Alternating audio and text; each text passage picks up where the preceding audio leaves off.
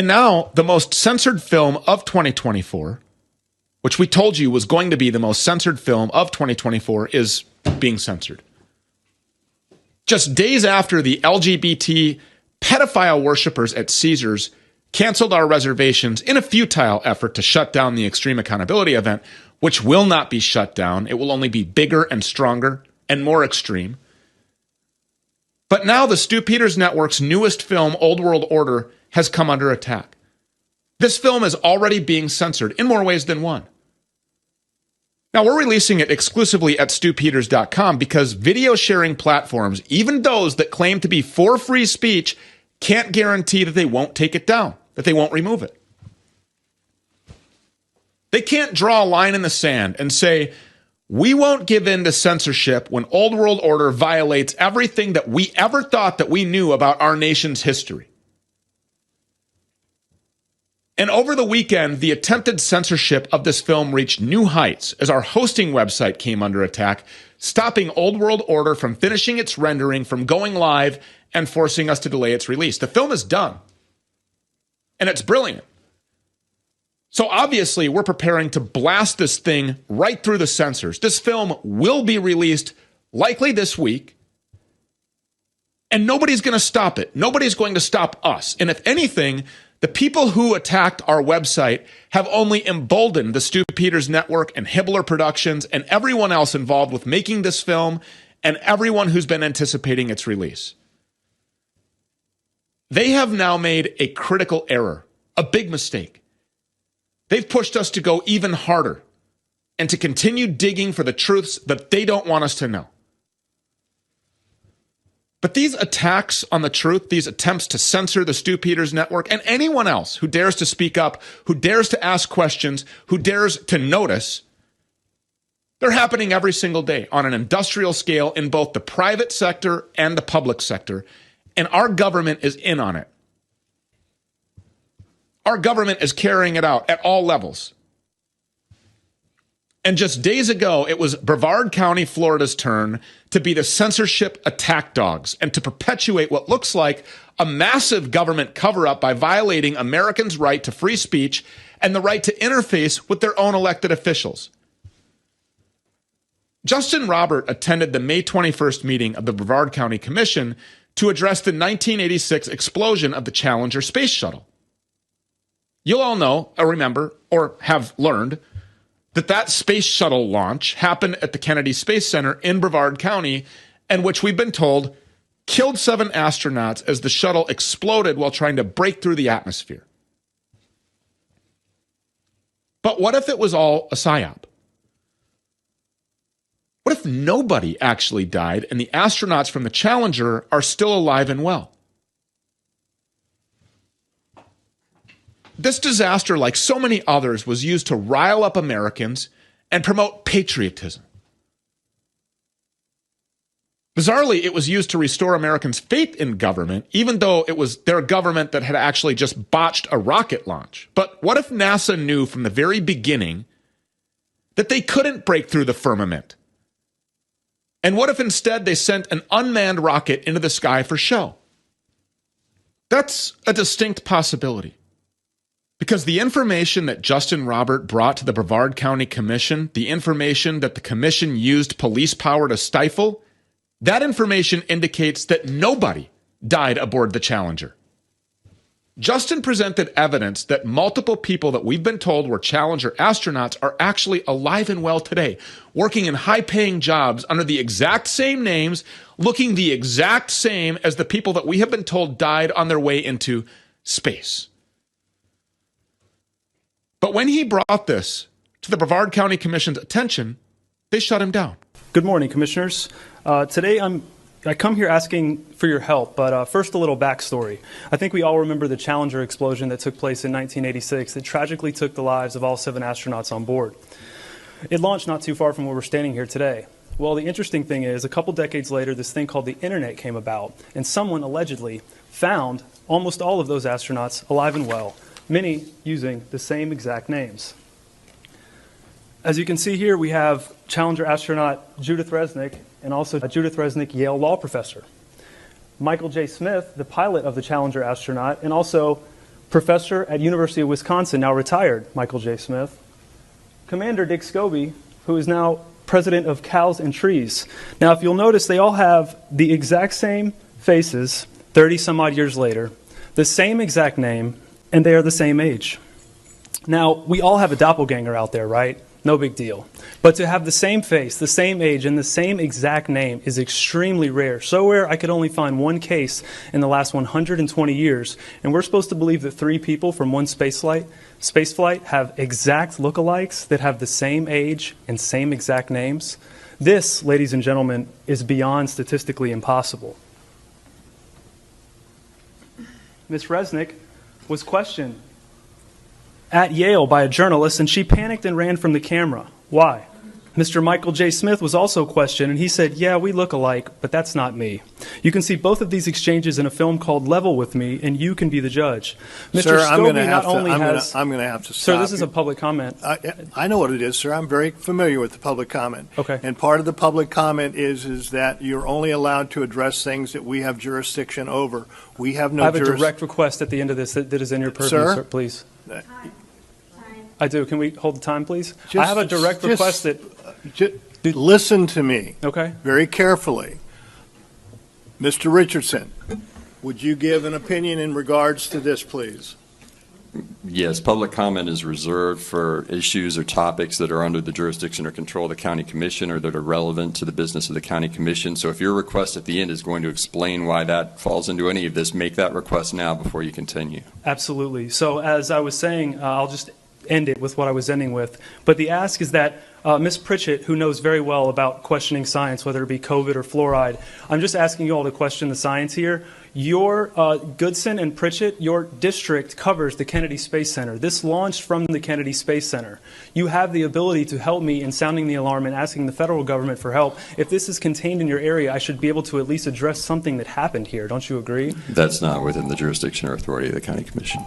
Thank you very much. Will you let me finish for at least 10 seconds? No, sir, you're finished. Thank you. What are these people hiding exactly? I mean, if there's nothing to hide, why are they calling in their speech police to shut down constitutionally protected speech? Look, the Challenger story, the official narrative, is absolutely ridiculous. I mean, let's just be bare naked honest here. Our government wants us to believe that they found these people's remains on the ocean floor 2 months after they exploded in a fiery death spiral on their way into space. The truth of the matter is this. That's especially about space. It's widely accepted at this point that the moon landing was fake. Huge portions of the U.S. population see the moon landing as Cold War propaganda because that's exactly what it was. It was done on a green screen. There were cables visible in the background. It's never been a believable story.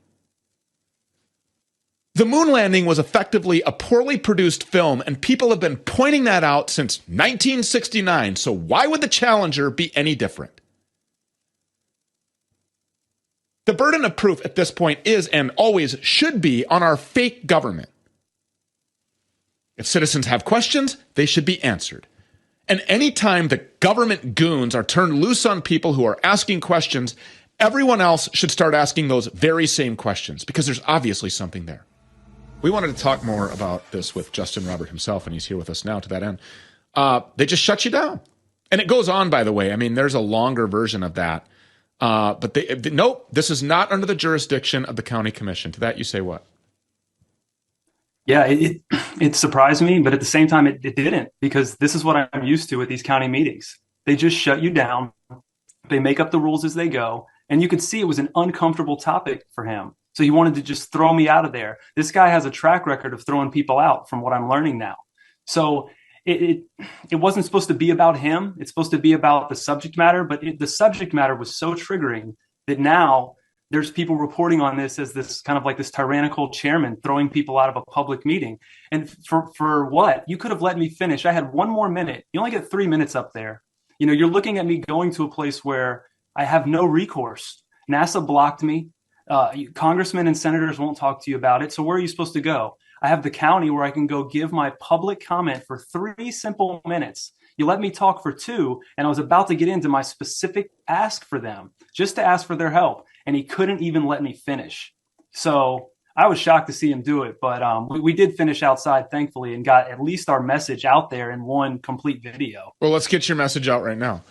What is it that you want to do about this? If you were to ask the federal government to petition or redress your grievances, what would you ask that the federal government does? Well, I hope that it's the correct route, but since no one will talk to me, I guess we can start with asking the Senate Subcommittee on Space Science, which is headed up by a handful of congressmen and senators, to have a hearing or open a new investigation into this disaster and bring this all to light again. Like I mentioned in my speech, if you really just set your emotions to the side and try to reason with yourself that there's 3 exact lookalikes with the same names for someone on one space flight, 3 people, and there's more than that. We could talk about the identical twins or the other individual, but those 3 alone are beyond statistically impossible. So that should be enough to raise the inquiry. So I would hope that would happen. It doesn't seem realistic. So the more realistic thing is people need to go out and do exactly what I'm doing. Let's create copycats. Everyone start holding your local officials accountable and say, hey, you need to help me hold the people above you accountable because they won't listen to us. And we can be such a pain in their butt that they literally can't go to a public meeting or get out of their car without someone in the public demanding that they do something about these fake atrocities. What do you think actually happened to the Challenger, the real story there? You know, I don't know. I don't really like to speculate too much, but my gut tells me that, you know, like probably Neil and the rest of the folks that didn't go to the moon, they were probably told at a pretty late date that, hey, this isn't going down for XYZ. Maybe they were trying to show the public that it was impossible or that they needed more money. It's hard to get into the motive, but it seems like in 1986, no one dreamed of something called the internet coming about, where you could search people and find their profession and their name. So you have people that probably said, listen, I don't want to go through with this. Can I keep my same name and at least have a public life? And they said, sure. But in 1986, you couldn't fathom in 2010 being able to literally look up all this detailed information about people's lives. That's a pretty good point, and actually. Internet Sleuth found 6 of 7 of them. Yeah. We're going to go ahead and launch this thing, but it'll be unmanned.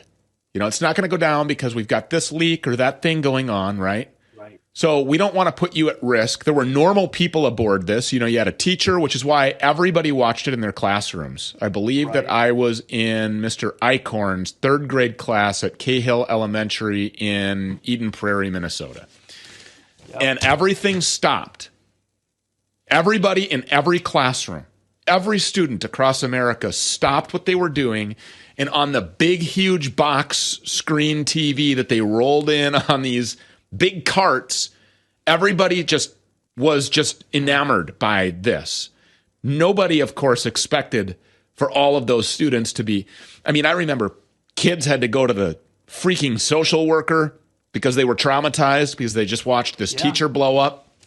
Because in the time leading up to this launch, we were watching updates on the training of these guest astronauts, I guess is what you would call them, right? Guest astronaut.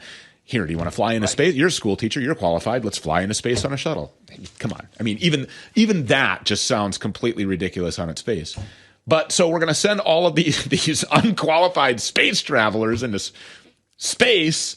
No, it's not going to work for this reason. But in that training, it was interesting because they were showing that the astronauts were like experiencing weightlessness, you know, or the defiance of gravity, which, by the way, we see defied every day. You just have to look around. In a pool, right? They were in water to experience this. Well, what do many speculate that space actually, all of these space exploration videos that we see, these CGI computer-generated images and animated AI we're speculating that could potentially just be being done underwater. I mean, look at the bubbles. I mean, it's very obvious. There's been... Go ahead. And some people will say, you know, well, I watched it just for clarification. I know some people are thinking, well, I watched it happen. What are you telling me? It blew up empty? I'm like, well, yes, there's actually a Discovery Channel segment where they show that in an event of an emergency, the astronauts can jump down this like chute. It's like a slide that goes down into a bunker, a total safe room. So if anything were to blow up, they could all go down there at the very last second. There's no way that any of us could know if they were to jump into that thing and not get on the actual craft. So for those people that say, well, I watched it blow up, there's your explanation. I mean, that's very simple. Yeah, because we saw the celebratory, all of them getting on and, waving and all of this stuff. I didn't know about the slide. See, there you go. I didn't watch the Discovery Channel stuff. And if you watch closely, one of the astronauts' parents are there for the launch. And when it explodes, CNN camera actually pans to the parents and zooms in on them. And while other people look hysterical, the actual parents look kind of confused, and the dad actually starts to snicker.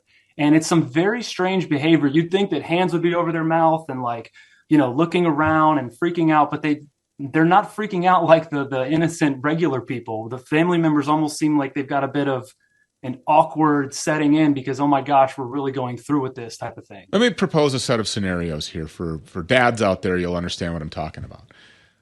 When you're out and you're teaching your little son or your little daughter how to ride a bike, right? They're getting off of training wheels, or in the case of my kids, we use those little striders, so we never had to do the training wheel thing because it teaches them balance, and it worked out great. My kids learned how to ride a bike very early. When you're watching your little daughter out in the street, she's riding her bike, when she starts to lose control and you panic because your little daughter is about to get hurt, and you know it because the pavement is hard and she is a little girl. That's kind of like a moment in and of itself. Now imagine your kid is a little bit older, maybe 9, 10, and riding a dirt bike and going off of jumps, and you see your kid crash. Protective equipment or not, that's an even more significant, oh my God moment, because did he break his neck? Is he dead? Is he breathing? Is there motion? How about when your baby, sleeps in a little bit late for the first time? As a dad, you're getting up and you're freaking out, like, oh my God, is he breathing? Is she breathing? Right. Okay, what about your kid gets hit by a truck?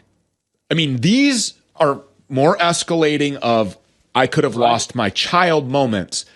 When you watch your child get onto a space shuttle and literally the thing blows into smithereens and explodes, that has to be one of the most moments you could go through as a parent. And this guy was snickering almost. I mean, if that's not... Watch the, Go ahead. I'm pretty sure you can watch it in Hibbler's film, Level With Me. I'm pretty sure they show it in there. Dave Weiss talks about it. It's just not normal behavior. And even if you want to explain that away, you can take her and set them over on the side. You can't have the 3 exact lookalikes. It doesn't work. The one guy that I found in the case I mentioned in my speech was from 120 years ago, and he allegedly led to the introduction of fingerprinting. I mean, if there was another case of this, it would be the biggest story. They would say, oh my gosh, we found another case of someone that looks exactly like someone with the same name. It's never been reported on. I even tried to contact doppelganger experts, people who paint doppelgangers for a living. There's never a story where they're like, and there's this one crazy case where we found 2 people that looked alike that had the same names. And were the same age. Same age, too. You'd think 10 years apart, maybe they could find someone with the same, but having all those factors, and then the Dick Scobie guy making the Cows and Trees website with the spiraling cow strapped to a rocket. I mean, your lookalike has a company with a cow strapped to a rocket that leaves a smoke trail, just like the explosion. You can't make it up if you tried, They have these libraries and stuff all over the place as well. Schools that are named after these astronauts that were supposedly supposed to hail as heroes, even though allegedly they screwed up so bad and they blew up. I know that Elon Musk was looking at least a while ago on X to sell his company rather cheap because it seems that he's having a hard time penetrating the firmament himself. I tweeted something, I think he quote tweeted it. Does anybody want to buy SpaceX cheap? it seems I can't penetrate the firmament after I saw this rocket launching, which I see a lot at my second home in Florida. We're on the Space Coast. I see rockets launching constantly, and I'm always seeing them blow up. They're always blowing up. Or they just they never go straight up. They always kind of do this thing, and then they appear to go into the ocean. So I think you question everything, and great job doing that. We need more copycats, just like Justin and Robert here. Thank you so much for being here. We appreciate it. Yeah, I appreciate it. Thank you.